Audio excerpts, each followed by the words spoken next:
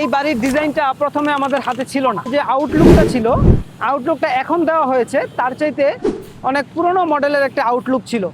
Totally দুইটা ভাগে ভাগ করে লম্বা আকারে বারান্দা দেওয়া ছিল এবং সামনে একটা পোর্চ ছিল। আজকে আমি যাচ্ছি ব্রাহ্মণবাড়িয়ায় সুইডেন দম্পতির যে বাড়িটি আমরা করছি সেটার ফিনিশিং কাজের পরিদর্শনে।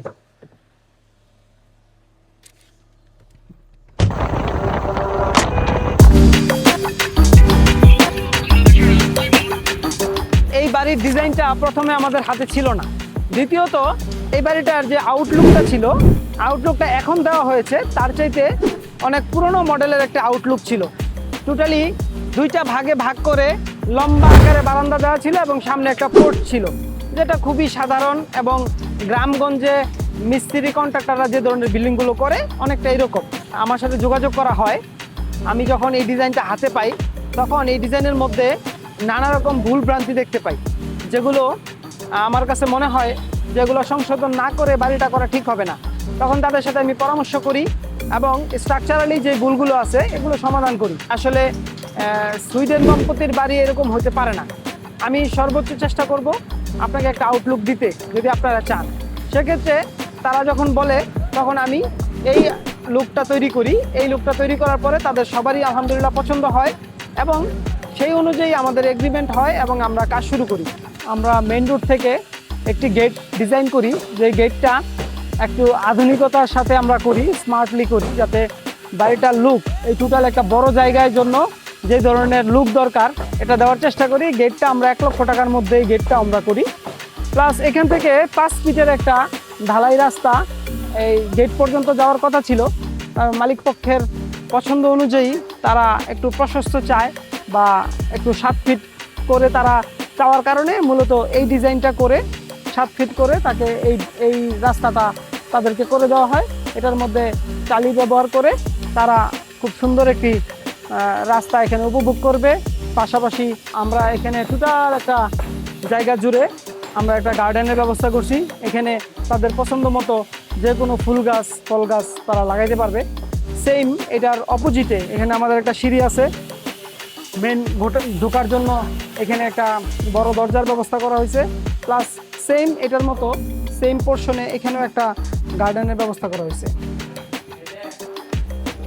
এখানেও একটা গার্ডেন হবে, যেখানে তারা ফুল গাছ, ফল গাছ তাদের পছন্দ মতো তারা লাগাইতে পারবে। মোটামুটি একটু বড় স্পেস রাখছি, ড্রয়িং এবং ডাইনিং মিলে এই জায়গাটা ইউজ হবে। ছোট অল্প পরিসরে জায়গা নিয়ে ডুপ্লেক্স করা হয়েছে, তাদের চাহিদাটা মেটানো হয়েছে শুধু। এটা ড্রয়িং রুম। এখানে একটা বড় কিচেনের ব্যবস্থা করা হয়েছে। মোটামুটি কিচেনের বাইরে গ্রামের বাড়ি তারা একটু বাইরের দিকে একটা দরজা চাওয়ার কারণে এখানে আর একটা দরজা নতুন করে করা হয় এবং এই দরজা দিয়ে তারা বাইরে যাবে। হয়তোবা এদিক দিয়েও কোনো কিচেন, বাইরে কোনো কিচেন রাখতে পারে বাইরের জন্য। আর এই রুমটা টোটালটাই কিচেন রুম হিসেবে ব্যবহার হবে এবং এগুলো পরবর্তীতে ইন্টেরিয়র হয়ে যাবে। ইন্টেরিয়র হইলে আরও সুন্দর লাগবে। এখানে কমন টয়লেট ব্যবহার করা হয়েছে। একটা কমন টয়লেট বলে টাইলস করা অলমোস্ট শেষ। ফ্লোরের টালিগুলোও 24 টালি লাগানো হয়েছে। আর স্পাইরাল সিঁড়িটাও টাইলস হচ্ছে, কারণ টাইলসের কাজগুলো স্পাইরাল সিঁড়িতে চলছে। ওভারঅল উপরের দিকে যাওয়া যায় কিনা, আমরা স্পাইরাল সিঁড়ি দিয়ে উপরের দিকে উঠে যাচ্ছি। যদিও খুব অল্প জায়গার মধ্যে এই স্পাইরাল সিঁড়িটা করা হয়, জায়গা কম থাকার কারণে। যদিও এখানে বিশাল জায়গার মধ্যে ছোট্ট একটি বিল্ডিং করা হয়, তার একটাই উদ্দেশ্য, ওনারা আসলে এখানে রেগুলার থাকবে না, ওনারা জাস্ট বেড়াতে আসবে। এই জন্য অনেক বড় জায়গার মধ্যেও ছোট জায়গার মধ্যে বিল্ডিংটা করা হয়। কতটুকু হয়েছে এখানে? প্রায় কাছে গেছে। এই সিঁড়ির টালিটা প্রায় কাছাকাছি। ছাদে বিভিন্ন টালি দেওয়া যাতে ছাদের হিটটা না লাগে, এই জন্য ছাদে মূলত ভ্যারাইটিস খরচ বাঁচানোর জন্য ভ্যারাইটিস কিছু টালি দিয়ে ছাদটাকে হিট রিমুভ করার জন্য চেষ্টা করা হয়। আর ডিজাইনের জন্য এই কাজটা করা হয়, যেটা বাইরে থেকে খুব সুন্দর লাগবে। ওভারঅল আসলে এখানটা থেকে জায়গাটা খুব সুন্দর লাগতেছে। চতুর্পাশে খালি জায়গা।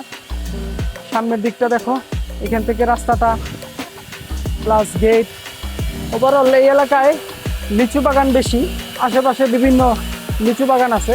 লিচু বাগান ওনাদেরও একটা লিচু বাগান আছে, যদিও এখানে না। সব কিছু মিলে জায়গাটা আসলে খুব সুন্দর।